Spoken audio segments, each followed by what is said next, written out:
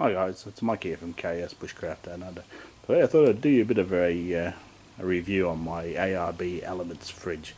I've just come back from 10 days sea kayaking up in the northwest of Western Australia, and I put the fridge through its paces and it's performed. Okay, so these fridges are sold by ARB in Australia and globally. They're obviously manufactured in China. They're a weatherproof fridge designed to sit in the trays of vehicles, which is exactly the application that I have here. So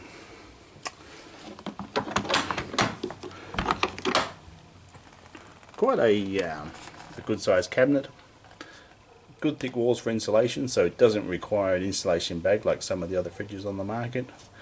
There's a shelf at one end, which allows you for your dairy products. Now that shelf is around 4 degrees or 5 degrees warmer than the main compartment of the fridge. The fridge has a drain plug in the bottom, which is fabulous if there's any spillages or breakages.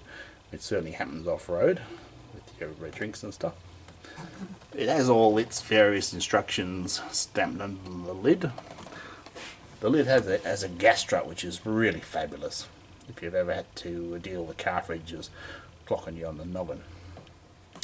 It does have a electronic lock, which I think is a bit naff, because to disable it all you have to do is unplug the fridge. So that's a bit sort of geeky. It does have a mechanical staple for a padlock. I would like to have seen it to be a decent size hole, which it's not, so I could put a real padlock in instead of having to use a toy padlock, which I purchased. So I added a cable strap to the car as an added bit of security. The tailgate on my car does have a key lock, so you'll be able to identify anywhere to stole your fridge, because they'd have a hernia lifting that clean out of the tray. So when I first purchased this fridge, it was showing me some incredibly good amp drawers for the temperature setting.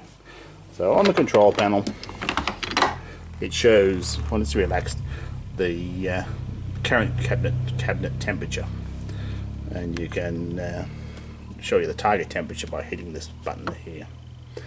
Now it was off, and it was off by 3 degrees. So I put a can in there, insulated it from the bottom and the sides, let it get the temperature, check the temperature, and the fridge was reading 3 degrees colder than it actually was.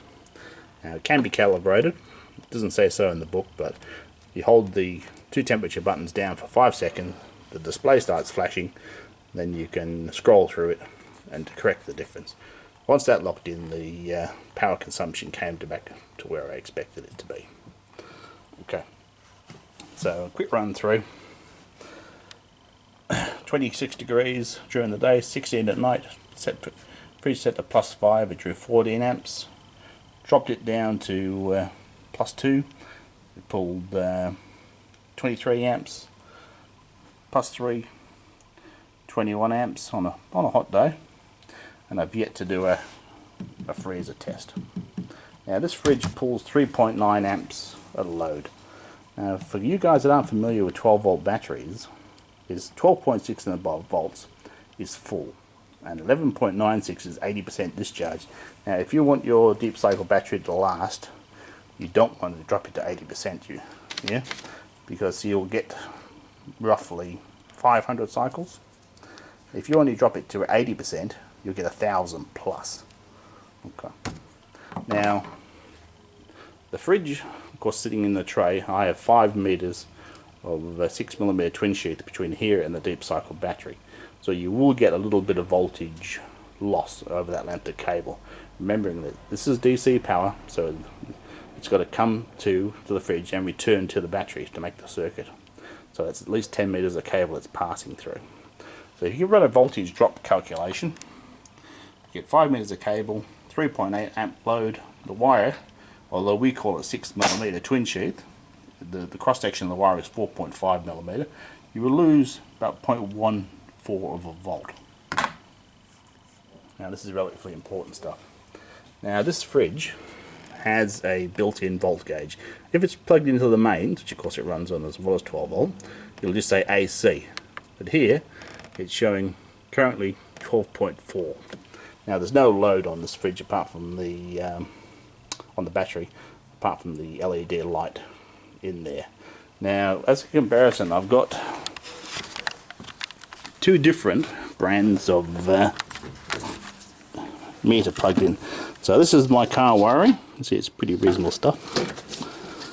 So I've got 12.45 volt on one meter. On the more optimistic meter, I've got 12.7.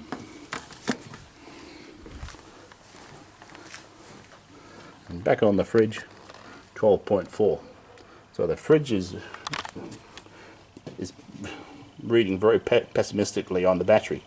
So we look at 12.4, it's 75% discharged on the chart, and the other figures, it's basically 95 to 100% charged.